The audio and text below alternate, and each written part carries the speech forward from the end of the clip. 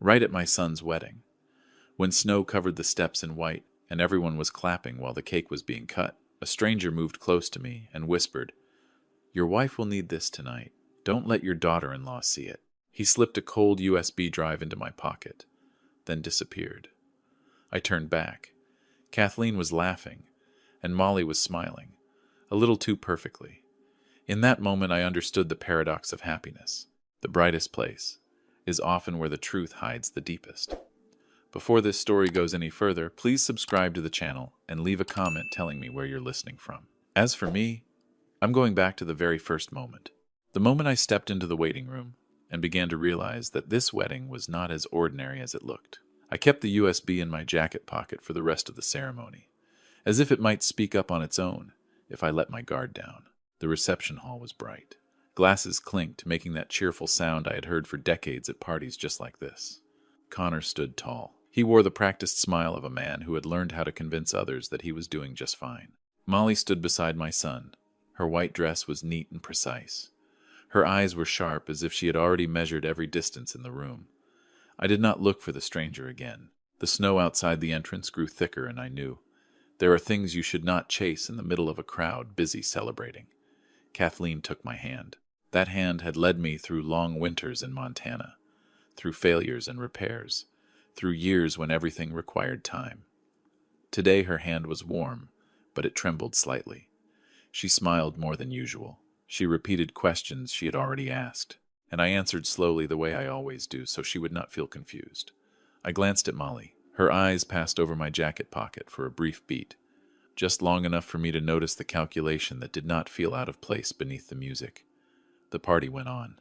Carefully prepared speeches, well-timed congratulations, applause on cue. I heard my name mentioned, the ideal father, the one who built the foundation. Polite phrases people use when they do not plan to ask too much. I nodded in return. The USB pressed against me when I sat down. Metal against my chest. Cold. Solid. I wondered how the stranger knew the exact moment, the exact place, and the exact fear to use. At one point, Molly came closer and offered to take Kathleen to freshen up. I saw my wife's wrist resting in my daughter-in-law's hand, a grip just firm enough to guide. Kathleen looked back at me, that familiar questioning look. I smiled to reassure her. That smile, I had practiced it for years, strong enough to keep silence when needed. As they walked away, I noticed a server standing near the door. His posture was stiff. His eyes were not on the tray of drinks. I had worked with machines my whole life. I could tell when something did not belong where it was standing. Time moved slowly. Outside, the wind struck the glass, a steady murmur as if reminding us that winter here does not care about anyone's schedule. I excused myself into the hallway. The lighting was softer. The familiar scent of old wood from the manor hung in the air. I touched my jacket pocket again, making sure the USB was still there. The stranger had said tonight. Not now. Not tomorrow. A precise reminder, as if measured by the clock of someone who knew this house's rhythm well. I stopped in front of a family photograph on the wall. Kathleen and me when we were young. Connor still small, smiles that did not yet know fatigue. I remembered the land behind the manor, the paths only I still remembered. I remembered carefully closed doors, meant to protect what should not be displayed. And I remembered a name, Liam, a man who once worked underground, a man who understood that the deeper something is buried, the more it needs the right light, at the right time. When I returned to the hall, Molly stood at the center, raising her glass. She spoke about family, about the future, about the necessary things to protect one another. Each word flowed by carefully weighed. I saw Kathleen sitting in the front row, nodding along with the rhythm. For a moment, fatigue crossed her face, then vanished. I did not blame her. Some kinds of exhaustion do not come from age, but from someone changing a rhythm that once felt natural. After the dance, I took Kathleen back to the room early. I said the wind was cold. I said she needed rest. Molly smiled in understanding, nodding a bit faster than necessary. Connor patted my shoulder, said everything had been taken care of. I replied that I was used to handling things myself. That was the only truth I said out loud that evening. In the room, I helped Kathleen take off her coat. She asked me what day it was. I answered, then sat beside her until her breathing became steady again. I did not rush. I knew time itself is a kind of lock. Opened at the right moment, it preserves what still remains. When I stood up, I turned off the light, leaving just enough glow to recognize a familiar face. I stepped into the hallway and closed the door softly out of habit. At the far end, I saw a figure pass by, not the stranger from earlier, but one of the staff. They avoided my eyes. I did not call out. I did not ask. Some questions only make doors close tighter. I returned to my small study, a room few had entered in recent years. An old wooden desk, the computer I still used to store what needed keeping. I sat down and took out the USB. The metal reflected the yellow light. No label, no markings. I placed it on the desk and took a long breath. Outside, the wind grew stronger, as if the entire manor was listening. Before touching it, I thought of Kathleen, of her smile slipping slightly out of rhythm tonight. I thought of Molly, of that quick glance and the smile that was too perfect. I thought of the whisper hidden beneath applause. And I understood something. The party had ended the moment the USB touched my pocket. Everything after that was just ceremony. I plugged the USB in, and the room fell silent in a very different way.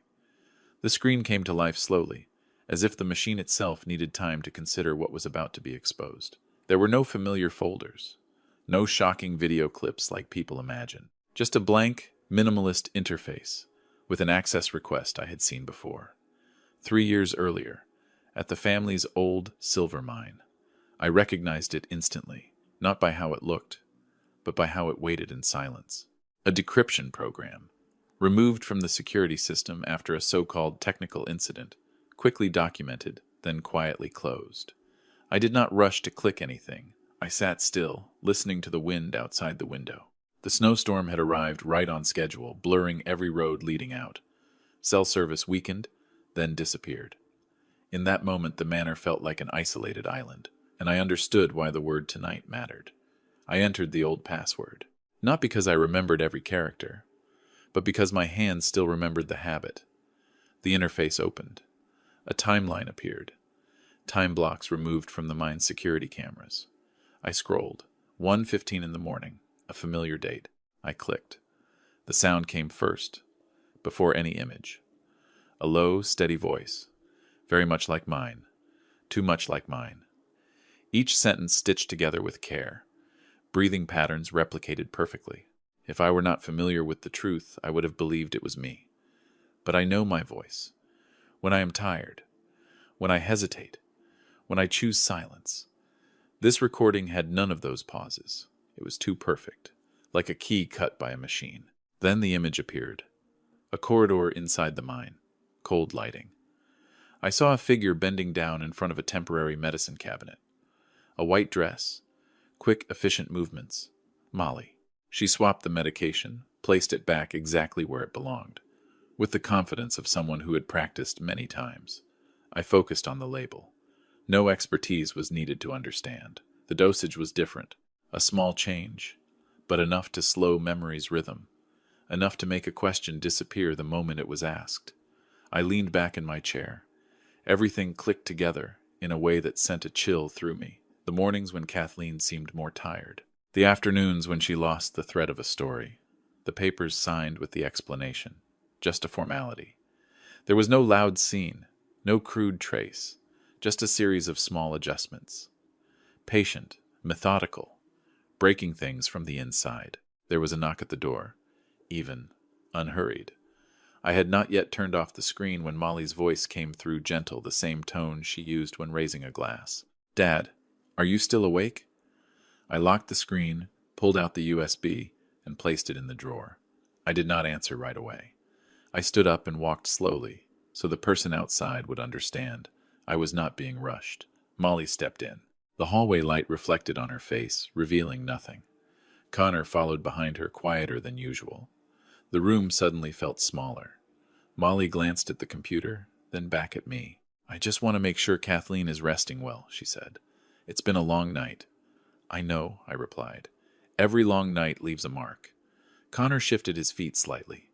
I saw the pressure in his shoulders. Not the worry of a son, but the weight of numbers that no longer balanced. Molly continued moving past the silence. "There are things that need to be arranged early," she said, "to avoid misunderstandings. especially paperwork.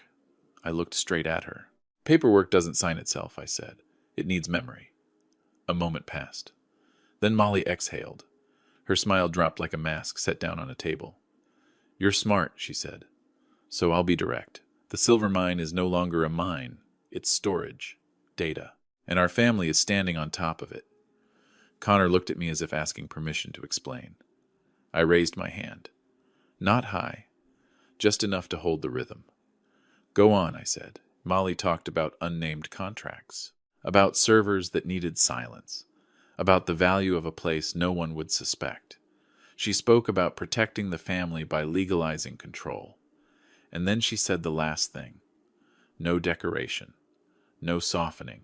Kathleen didn't become forgetful naturally, she said. I just adjusted things. There were no harsh words. None were needed. The truth stood there, straight, cold. Connor lowered his head. I didn't have a choice, he said, his voice breaking. The debts kept piling up. I just wanted to keep everything. I looked at them. 2 young people, standing in my old room, believing everything could be arranged like a spreadsheet. I didn't shout. I didn't argue. I thought of Kathleen sleeping next door, her memory stretched by someone else's design.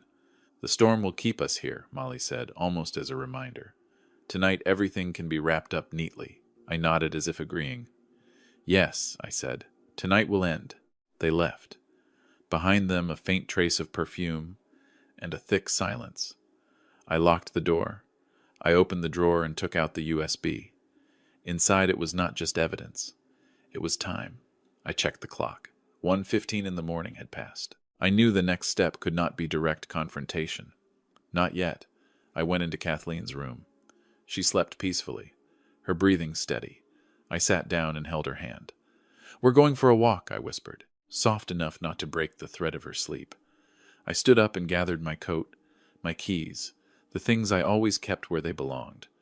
Outside, the wind howled through the cracks. Beneath the snow, old paths were waiting.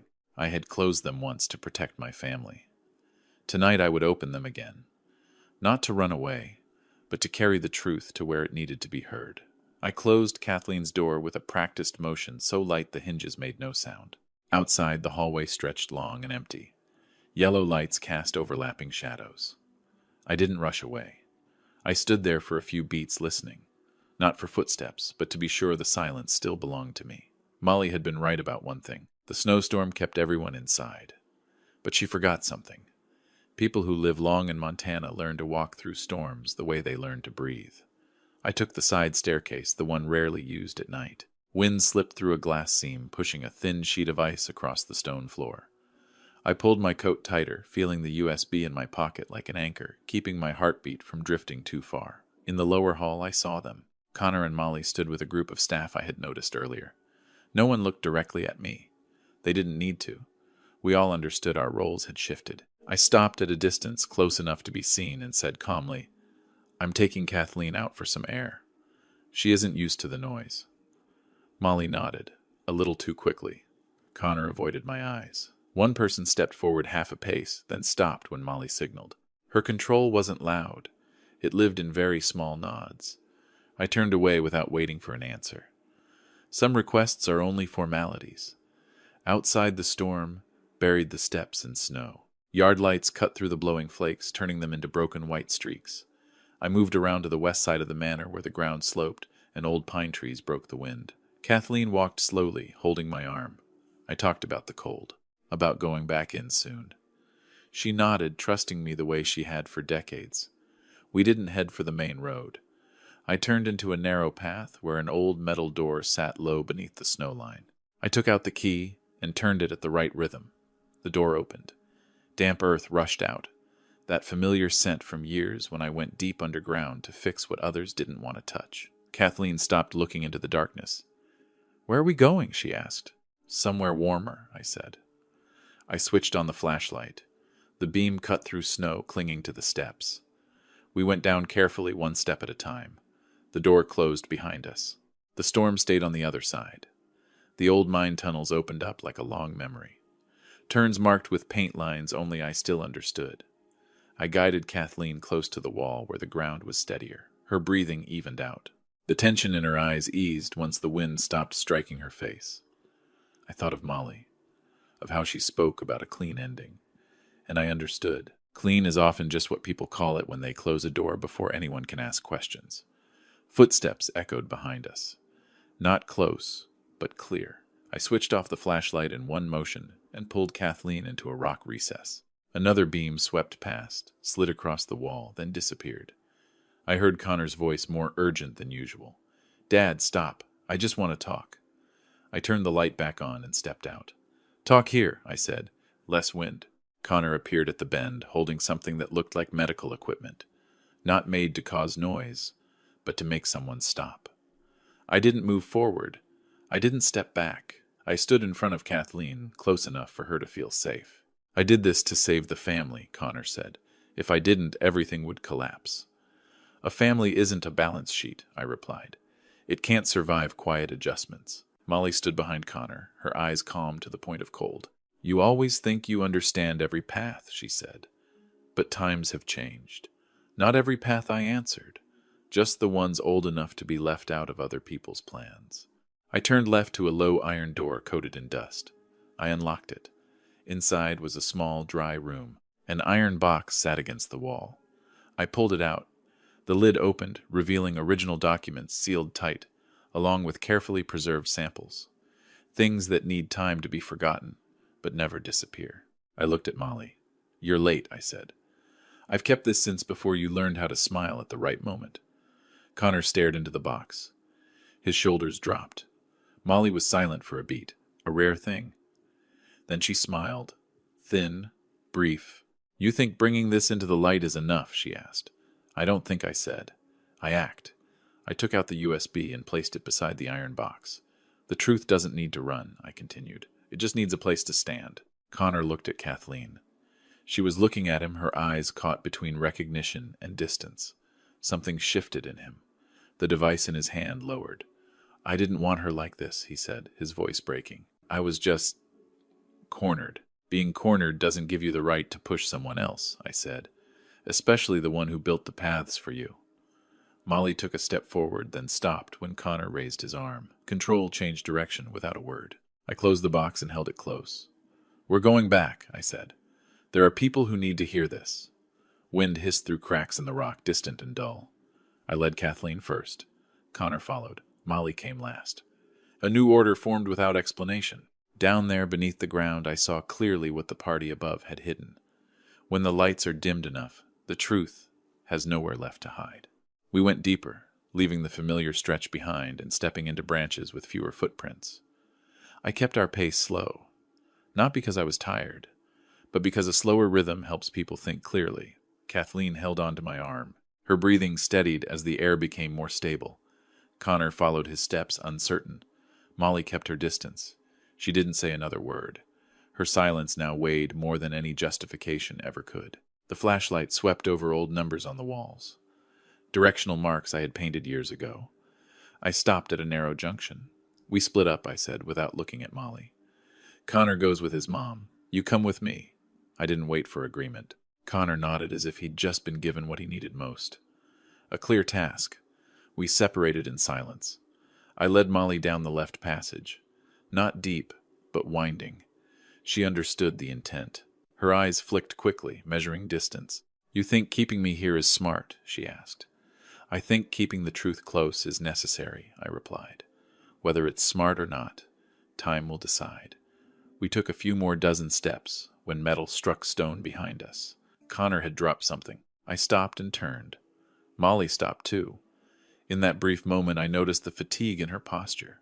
Not fear, but disappointment.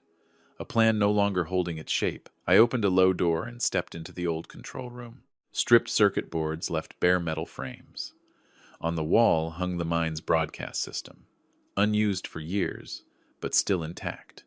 I set the iron box on the table, pulled out the USB, plugged it into a backup storage unit I had left behind long ago. I didn't need a network. I needed sound and image to reach the right place. Molly leaned against the wall, arms crossed. "What are you doing?" she asked, her voice thin. "Letting people hear," I said. "Not to punish, but to finish this." Rapid footsteps echoed outside the door. Connor appeared pale. Kathleen followed, supported by him. "They're locking the upper passages," Connor said. "The staff." I nodded. "Then we don't go out," I replied. "We stay. And we speak." I powered up the system. A low hum filled the room, then settled. I selected the channel linked to the main hall. The screens up there were still on, replaying moments from the reception. I took a slow breath. No introduction was needed. I played the first clip, Molly switching the medication. No background music, just the truth standing still. Then the AI recording began. My voice, clear, even. Too perfect. I stopped it halfway. "That's enough," I said. I moved on to the documents, timestamps, signatures, small adjustments. I didn't explain much. I let the pieces find each other. A moment later, noise drifted down from above, muffled, but enough to know the hall was waking up. Molly took a step forward, then stopped when Connor raised his hand. "Don't," he said. "I'm tired." Kathleen looked at the small screen in the room. Then she looked at me. "Patrick," she said, her voice slow but steady. "I remember. One word, enough to open more doors than any key ever could. I shut down the system here, leaving it to keep playing upstairs." "We wait," I said. "No one needs to run." Time passed with our breathing. The wind faded in the distance as if the storm had accepted defeat against the rock. After a while, an iron door sounded down the corridor. Not rushed. Light swept through the gap. I didn't step forward. I didn't step back. I stood beside Kathleen. Molly sat down on a chair. "For the first time all night." "You've won," she said, not looking at anyone. "No," I replied. "The truth has just found a place to stand." Connor lowered his head. "I'll stay," he said. "I won't run." I placed my hand on his shoulder. Light. Enough to pass on something I'd learned long ago. Some decisions don't erase consequences, but they stop them from spreading. We sat there a while longer until the footsteps outside became clearer, more orderly. When the door opened, I met their eyes. I didn't need names. I said one thing. "Everything that needed to be heard has been heard." They nodded. I didn't ask anything else. I turned to Kathleen. "We're going home," I said. On the way back, I locked the tunnel entrance behind us. Not to hide anything, but to close a chapter. Above the hall, lights were still on, not brilliant anymore. Just bright enough to see one another. And for me, that was enough. We returned to the manor when dawn was near. The storm had weakened, leaving a thin layer of snow along the paths, as if the long night had never been angry at all. The lights in the main hall were still on, but no one was raising a glass anymore. The large screens were dark, reflecting only cold, fogged windows. I walked slowly, not because I was tired, but because I wanted everything to settle back into place like a room after every drawer has been opened. Kathleen sat down in her familiar armchair. I made tea the kind she had liked for many years. Her hands no longer shook like they had earlier that night. When I set the cup down, she looked at me longer than usual, then smiled. "I remember the road to the west," she said, "and the metal box." I nodded. No more needed to be said. Some memories only need not to be pushed aside. They find their own way back. Connor stood at the doorway, his shoulders relaxed like someone who had just put down a weight heavier than he expected. He said he would stay to handle things the right way, that he needed time. I did not ask how long. Time was not something I could decide for him. I only said, "Stay when you need to. Leave when you're ready." He nodded. His eyes were red, but he looked straight at me. Molly was no longer there. Not because she disappeared, but because the story had reached a point where she no longer needed to stand at the center. What needed to be revealed had been revealed. The doors that needed to be closed were closed quietly, without display. Order was simply returned to where it belonged. Morning came slowly. Weak sunlight broke through the clouds, reflecting off the snow in soft patches of light. I opened the window a little, letting the clean, cold air drift in. Kathleen closed her eyes and took a deep breath like someone returning to an old home after a long journey. I sat beside her without speaking. This silence was not avoidance. It was the reward for having said enough. The days that followed passed steadily. Kathleen stopped taking the medication that slowed everything down. Her memory did not return like a door swinging open, but like a dimmer switch, brighter each day. She remembered the names of the flowers by the porch. She remembered the wooden chair that creaked softly when you sat down. She remembered where I always put my keys. Each time she remembered something new, I did not show surprise. I simply acknowledged it like someone who understands that when the current stabilizes, the system balances itself. The manor returned to its normal rhythm. Rooms were set back in order. Papers were sorted properly. The old silver mine was secured in a different way, not to hide it, but to protect it. I left the broadcast system there. It was off but ready. Some things no longer need to be used. They only need to exist to remind us that light always finds a path. One afternoon, Kathleen pulled me out onto the porch. The snow had melted in places, revealing dark earth beneath. She held my hand and spoke slowly. "Family is not the photo taken on a wedding day." I smiled. She continued, "It's the person who stays after the photo is put away." I nodded. I had lived long enough to understand that, but hearing it from her carried a different weight. Connor stopped by before leaving. He hugged Kathleen, then looked at me. "I'll start over," he said. "Not fast, but right," I replied. "Right is enough." He left his steps lighter than when he arrived.